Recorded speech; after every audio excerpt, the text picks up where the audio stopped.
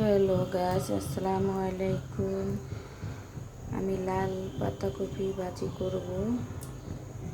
পরিমাণ মতো তেল দিলাম,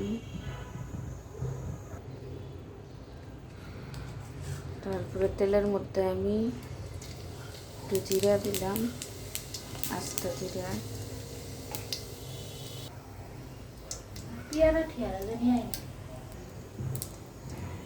তারপরে আমি পেঁয়াজ দিলাম,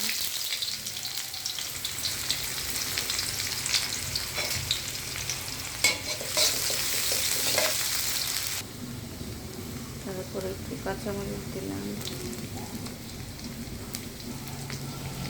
যারা ঝাল বেশি খান একটু বেশি দিবেন, অনেকে কম খায় কম দেয়। এই মরিচগুলো একটু ঝাল কম আছে, এই জন্য একটু বেশি দিলাম, আমরাও ঝাল কম খাই।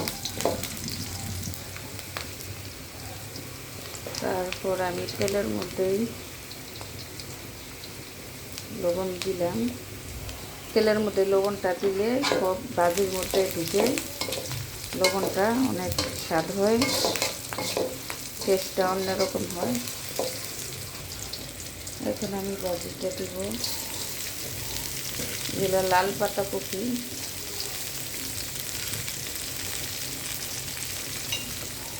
পাতাকপিটা ভাজি করলে অনেক মজা লাগে, একটু মিষ্টি মিষ্টি লাগে, খেতে অনেক মজা। এইভাবে আপনারাও লাল পাতাকপি নিয়ে এসে এইভাবে ভাজি করবেন, খেয়ে দেখবেন কেমন লাগে। তারপরে লাইক, শেয়ার, কমেন্ট করবেন। সবসময় পাশে থাকবেন ভাইয়ারা পুরা।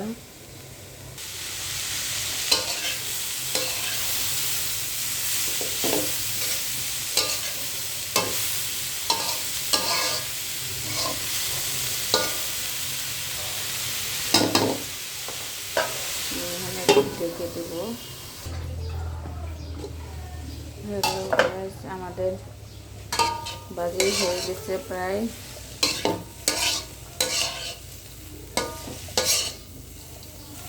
আর একটু হবে।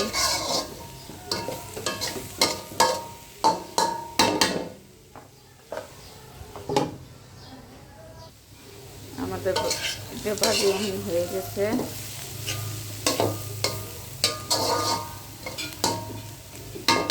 আপনারা ভালো লাগলে এইভাবে ভাজি করে খেয়ে দেখুন, আপু অনেক ভালো লাগবে। অনেক গেলগেলা সিদ্ধ করি নাই, একটু শক্ত শক্ত আছে। এইভাবে ভাজি করে খেয়ে দেখবেন, একটু হালকা মিষ্টি মিষ্টি লাগে, অনেক মজা হয়। আপুরা ভাইয়েরা যদি ভালো লাগে লাইক করবেন, কমেন্ট করবেন, ফলো করবেন, সাথে থাকবেন। আপনাদের সাথে আমরা আছি, সবসময় পাশে থাকবো। আসসালামু আলাইকুম, আল্লাহ হাফেজ।